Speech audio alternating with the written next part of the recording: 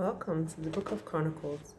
Before I start, I just wanted to acknowledge how sometimes I understand how tedious it might be to read your Bible, and just because of how much jumping around we're doing, I wanted to recommend if you are finding it difficult to kind of like keep up or see how the chronology sort of flows. Why don't you try going to YouTube and getting some Bible summaries? Um, so these are like just stories, that'll summarize the books of the Bible.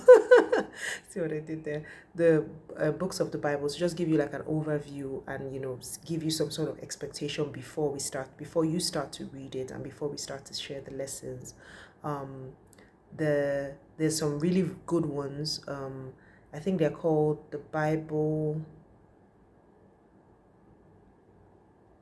I can't remember, but I'll link it in the description. I'll put a link there to perhaps the Chronicles one so that you can see, and then maybe go ahead with that. I actually find them very helpful. So Chronicles. So although the book of Chronicles most people think it to be like a repetition of the books of Samuel and Kings, it contains additional material regarding the priests and the Levites, and it was written after the Jews returned from exile in Babylon. So yes, they did go to exile, but we saw this coming.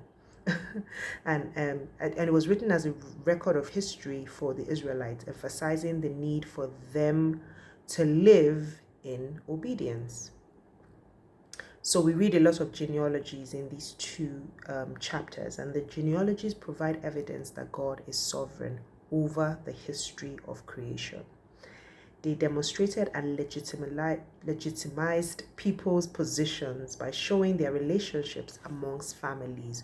So that list, or like the genealogy that we had seen earlier, these ones kind of, showed where everyone, because it was clan by clan, and showed where everyone sort of came from and belonged to. In chapter 1, we see the relationship of Israel to the surrounding nations and the degree of kinship they had with them. So we see that, there were some connections to those nations. God chose Israel from the nations of the earth, and from the genealogies taken from Genesis, it is evident that Israel's history is rooted in creation. So from Adam, we could see where, God had orchestrated it for it to be Israel, that will be the nation from which he would redeem the world.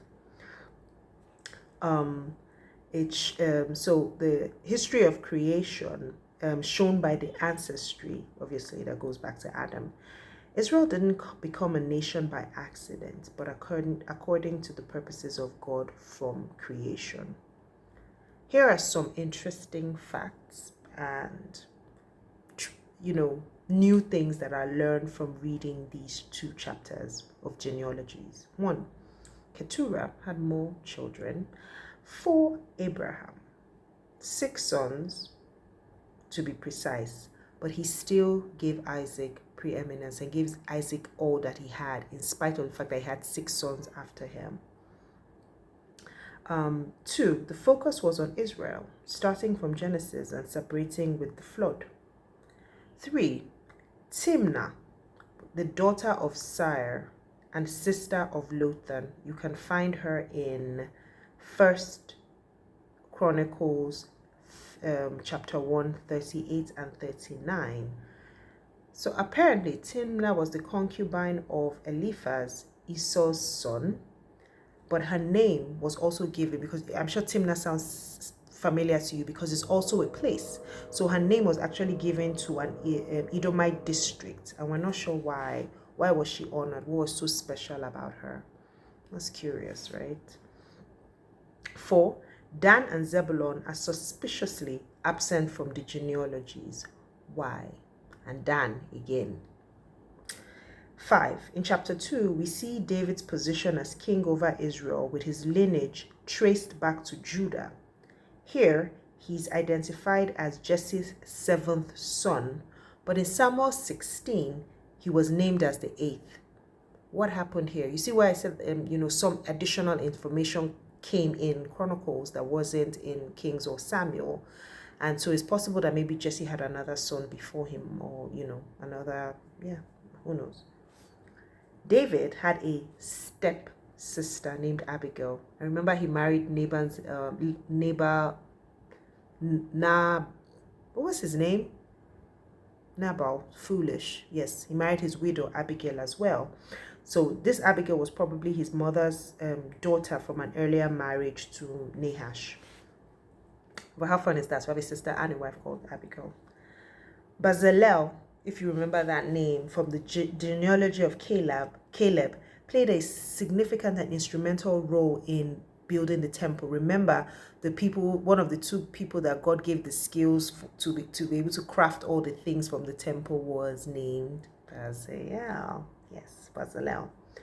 8. Many of the places in Chronicles 2:42 to 45 are close to Hebron.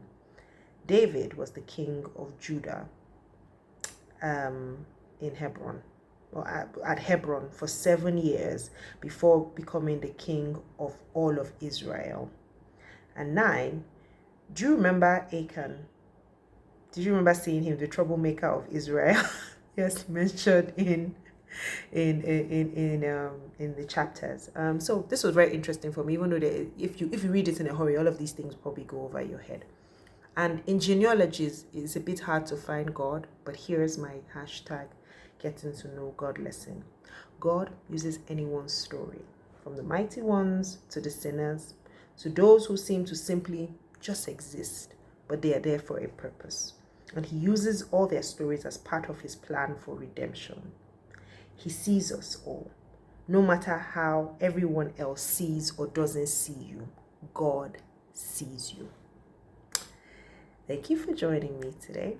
Tomorrow we will jump back into the Psalms. So I told you we're going to be hopscotching into and out of the Psalms. And tomorrow I'll be sharing lessons from Psalms 43 to 45, 49 and 84 to 85 and 87. So quite a lot of Psalms. Come prepared. See you here. Have a good day. Bye.